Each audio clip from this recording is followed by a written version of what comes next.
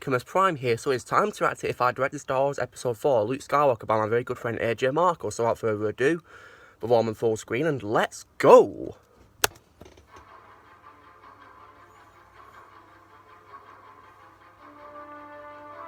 The man himself, Luke Skywalker, one of my childhood heroes as well. How can someone go from I was meant to say beacon of hope to an old, given up man? Good point. That's how Disney did with Luke Skywalker in this Disney trilogy. He could have been so much better, and I know he can be better. Very good point, Aaron. He can still train in the Force, even after the worst of situations. Yet, inside of making him a hopeful person and cling on to help the Resistance, they made him this old man who thinks like a hopeless man with no resolve in helping anyone other than to tell people like Rey to stop their ideas for getting help or training in the Jedi way. Luke can be written to be a much better Jedi and character without the use of him being this hopeless man to being a Jedi Grandmaster with lots of training in the ways of the Force and have a valid reason for not being there for the Resistance. Yes. I agree 100% with this opening crawl.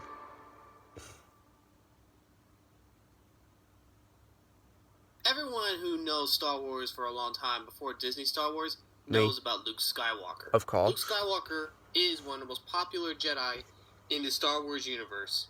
In fact, he's probably one of the best. He is. The problem is, though, Disney Star Wars destroyed him. It did. It really did. But mainly by destroying, they destroyed his character. Yep. Especially in The Last Jedi. So, if I were directing Disney Star Wars, here's how I would make him a lot better. So, instead of the whole backstory and all that, since everyone pretty much knows he's the son of Padme and Anakin and all that, yes, let's just focus on how I would change things up. First off, in The Force Awakens, it would be best to have an explanation to why he disappeared. Luke disappeared, if I directed Disney Star Wars, because he needed more time to grow in the Force. He may have the most powerful Force abilities, but even a most powerful Jedi might need a few tips or two. So he went to the island in order to gain some advice from many Jedi that have passed on many years before. From Qui-Gon Jinn, who trained Obi-Wan. I thought that's why he was on the island in the first place when I first saw Force Awakens. And even his own father. And of course, I am going to say this. He even got trained by Ahsoka Tano, who ended up joining with the Force. She must have been really well developed. There were some Jedi that weren't mentioned that I'm going to mention anyway. Bastila Shan. Because she is the legendary Jedi. Is she holding a double-bladed lightsaber? And I believe that should be canon in the first place for good. And also, Statiel Shan, Bastila's daughter. So, yeah, Luke got a lot of training. Good. Even the ladies got a chance to help.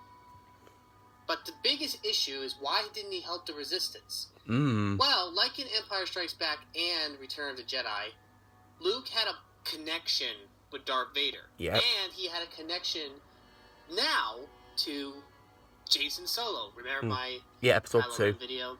That's why he's named Jason. So, if he was with the Resistance and he had connection, he would endanger the Resistance and possibly even destroy them single-handedly because of his connection. When you're connected with the Force, you connect with a lot of people, Jedi and Sith alike. That's why you have to be really careful if you connect with the Force, which will be explained much later about Rey and others, about how she never connected with the Force more often, which I did explain in her video, but I will explain more about the Force itself in another video. But anyway, that's the Force Awakens part that I will explain about Luke, about why he went off to the island, because he needed time to train, but also wanted to protect the Resistance. Then, of course, he reappears later on to fight Kylo Ren. Mm. But instead of the old, oh, I've given up on you, you're not... I did not like that. It's more of he should try to see the good in him. Like yes. he did with his father in Return Yeah, of I the Jedi. don't know why he did this with Kylo. Why did he... But of course, didn't see the good in him. In this case, he did fight Kylo Ren. He fought him pretty badly. To the point where instead of it was a whole force projection, it was an actual fight. Thank you. He ended up defeating Kylo Ren. Thank you. But, of course, like he did to his father, he showed mercy and didn't try to kill him. Of course, Jason was like, why didn't you kill me back in that tent? His response, it's not the Jedi way. It never was a Jedi way to kill someone just because they fall into the dark side. Instead, the Jedi should always try to look for what is good and never give up. That is the hope that Luke always clings on, yet it was taken away from him thanks to Disney Star Wars today.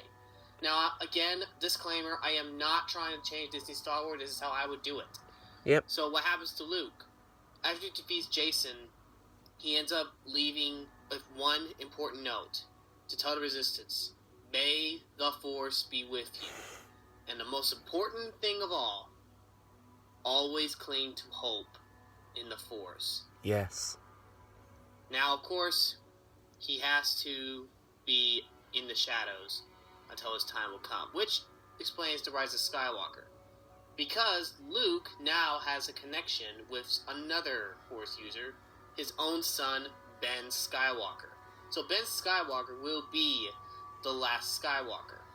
And so Luke, in the Rise of Skywalker, at the time, instead of The Last Jedi, where he helps grow the Resistance by connecting with them, he ends up using what he taught the Resistance, and also helped his son grow in secret in The Last Jedi, in order to help him become the stronger character in Rise of Skywalker.